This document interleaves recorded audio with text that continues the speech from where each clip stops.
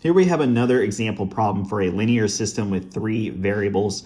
So we want to solve this system of 3 equations. So when we are evaluating this system, the first thing that we see is the 4x minus y is equal to -5 equation, the second equation. So this is a good indicator that we might want to use substitution. So we'll be solving this example problem using substitution, but if you use elimination, you'll still arrive at the exact same solution. So we can rearrange this second equation, 4x minus y is equal to -5, to be y is equal to 4x plus 5.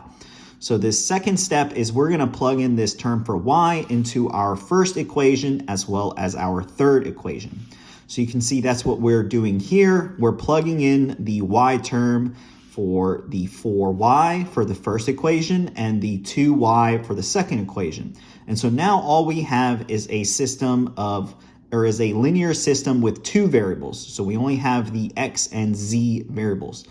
So we can continue to simplify this, and what we'll get is these 2 equations here. So after factoring in these terms and doing some simplifications, we get these 2 equations here. The next step is we can either use elimination or substitution to solve for the x and y terms. For this example, we're going to be using elimination, and we can see that we have a 5 and a -3 for our z term. And so this is very obvious that we'll be able to eliminate this z term by multiplying the first equation by 3 and the second equation by 5. When we do that, we'll have 15z and -15z for both equations. So those z terms will cancel out. After doing some simplification from these 2 equations, we'll get -12x, which is equal to 6, and we know that x is going to be equal to -1/2. And the last step is we're just going to plug in this x into one of these different equations here to solve for our z term. So we'll select this second one, and so we have 6x minus 3z is equal to 9.